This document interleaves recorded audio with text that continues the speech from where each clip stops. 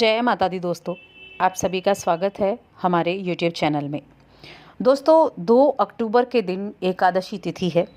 पितृपक्ष में आने वाली एकादशी तिथि को इंदिरा एकादशी के नाम से जाना जाता है। इस दिन भगवान विष्णु की विधि विधान से पूजा की जाती है। इस दिन व्रत की कथा पढ़ी जाती है। कहते हैं इस दिन अगर व्रत की कथा पढ़ी जाए तो पितरों को मुक्ति तो मिलती ही है, साथ में घर में भी सुख समृद्धि का वास होता है।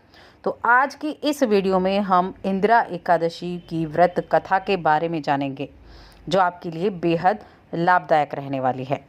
तो वीडियो को अंत तक देखें। चैनल पर पहली बार आए हैं तो चैनल को सब्सक्राइब कर लें और जुड़ जाएं हमारे चैनल के साथ, और कथा को पूरा ज़रूर सुने। एकादशी कथा बहुत ही महत्वपूर्ण कथा मानी जाती है। तो चलिए कथा को शुरू करते हैं। इंदिरा एकादशी की कथा धर्मराज युधिष्ठिर को स्वयं भगवान श्री कृष्ण ने सुनाई थी। कथा के अनुसार युधिष्ठिर कहते हैं, हे भगवान, अश्विन कृष्ण एकादशी का क्या नाम है और इस विधि का फल क्या है? कृपा करके कहिए।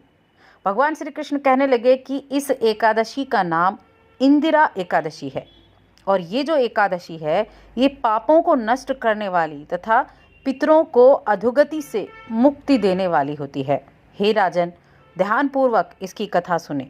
इसके सुनने मात्र से ही वाजपेय यज्ञ का फल आपको मिलेगा।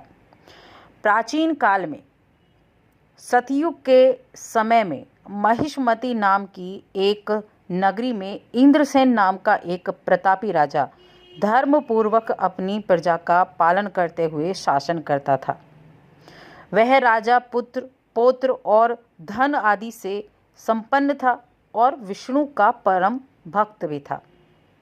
एक दिन जब राजा सुखपूर्वक अपनी सभा में बैठा था तो आकाश मार्ग से महर्षि नारद उतरकर उनकी सभा में आए। राजा उन्हें देखते ही हाथ जोड़ खड़ा हो गया और विधि पूर्वक आसन और अर्घ्य दिया। सुख से बैठकर मुनि ने राजन से पूछा कि हे राजन, आपके सातों अंग कुशल पूर्वक तो हैं, तुम्हारी बुद्धि धर्म में और तुम्हारा मन विष्णु भक्ति में तो रहता है। देवर्षि नारद की ऐसी बातें सुनकर राजा ने कहा, हे महर्षि, आपकी कृपा से मेरे राज्य में सब कुशल हैं और मेरे यहाँ यज्ञ कर्मादि होते रहते हैं। आप कृपा करके अपने आगमन का कारण कहिए। तब ऋषि कहने लगे कि हे राजन, आप आश्चर्य देने वाले मेरे वचनों को सुनो। मैं एक समय ब्रह्मलोक से यमलोक को गया था।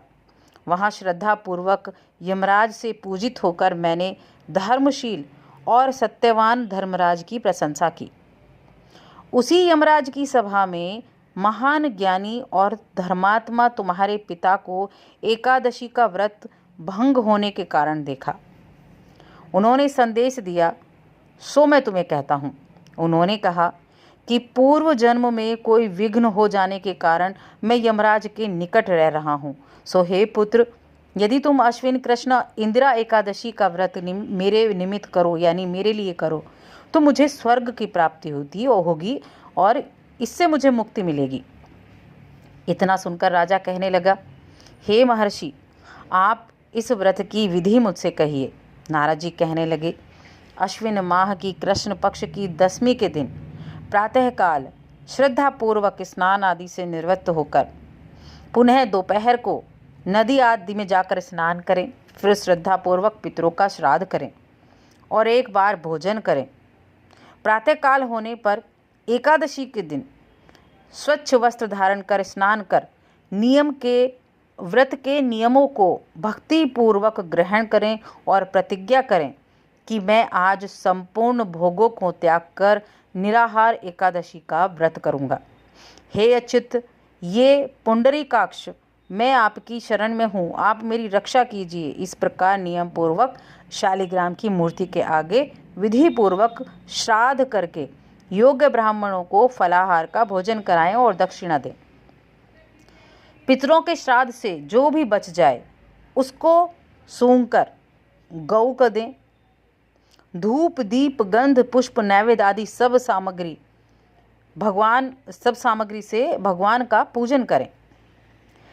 रात में भगवान के निकट जागरण करें। इसके पश्चात द्वादशी के दिन प्रातःकाल होने पर भगवान का पूजन करके ब्राह्मणों को भोजन कराएं। भाई हैं, बंधु हैं, स्त्री हैं, पुत्र हैं, ये सभी मौन होकर भोजन करें, यानी भोजन करती बार बातें ना करें। नारद जी कहने लगे कि हे राजन, इस विधि से यदि तुम आलस रहित होकर इस एकादशी का व्रत करोगे तो तुम्हारे पिता अवश्य ही स्वर्गलोक को जाएंगे। इतना कहकर नारद जी अंतर्ध्यान हो गए। नारद जी की कथा सुनने के बाद राजा अपने बंधु बांधवों तथा दासों सहित व्रत का पूरा जो नियम थे वो सभी नियमों के साथ उन्होंने इस व्रत को किया। उस व्रत को करने के बाद आकाश से पुष्प वर्षा हुई और उस राजा का पिता गरुड़ पर चढ़कर विष्णु लोक को गया। राजा इंद्रसेन भी उसी एकादशी के व्रत के प्रभाव से निसंकटक राज्य करते रहे और अंत में अपने पुत्र को सिंहासन पर बिठाकर स्वर्गलोक को गए। हे युधिष्ठिर, ये इंदिरा एकादशी का व्रत का महात्म्य मैंने तुमसे कहा। तो ये जो कथा है इंदिरा एकादशी की, ये बड़ी महत्वपूर्ण है। श्राद्ध पक्ष चल रहे हैं तभी एकादशी तिथि आती है।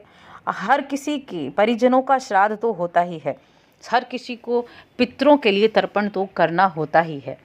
और जो लोग नहीं करते हैं, जिनको किसी भी तिथि का नहीं पता होता है, वो भी इस दिन ज़रूर व्रत करें, उनके निमित्त तर्पण करें। और जो सर्वपितृ अमावस्या आती है उस दिन भी अपने सभी भूले भटके बिसरे सभी पितरों का आप तर्पण कर सकते हैं, उनके निमित्त आप श्राद्ध कर सकते हैं।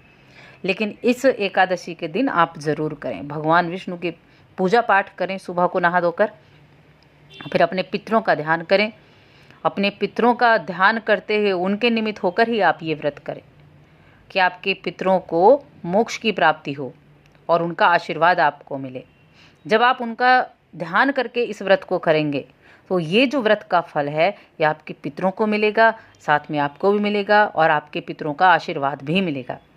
तो इसीलिए आपको इस दिन उनके निमित्त करना है, पूजा पाठ करनी है। और एक चीज़ का ध्यान रखना है कि जब आप ये व्रत करते हैं तो इसमें तुलसी पत्र जरूर चाहिए होता है। बिना तुलसी के एकादशी की पूजा, भगवान विष्णु की पूजा अधूरी मानी जाती है।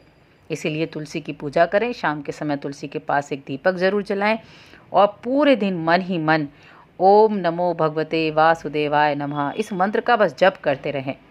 इस एक मंत्र के जप से आपकी सभी मुश्किलें दूर होंगी, आपके पितरों को मोक्ष मिलेगा और उनका आशीर्वाद आपको प्राप्त होगा। तो आप सुख समृद्धि से अपना जीवन व्यतीत करेंगे। तो दोस्तों, और अधिक ऐसी जानकारियों के लिए चैनल को सब्सक्राइब कर लें, वीडियो को लाइक और शेयर करना ना भूलें।